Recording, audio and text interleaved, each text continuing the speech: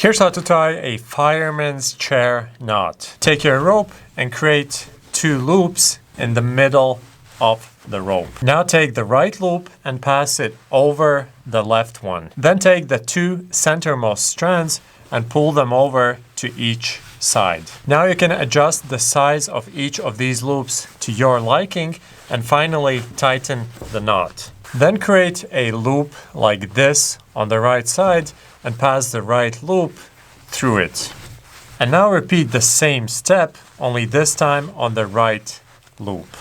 Tighten everything by pulling on both loops and then by pulling on the rope ends. Now essentially each of the loops is secured by its own, and if you pull on it however you want to, even if one of them is empty, the loops won't tighten by themselves. This knot is sometimes used in emergency rescue situations when an emergency harness isn't available. Essentially, one of the loops is tied around the injured person's torso underneath his arms, and the other one around his legs underneath his knees. This allows to safely lift up the injured person even if they're unconscious. To learn other useful knots, subscribe to our channel. Thanks for watching, and I'll see you next time.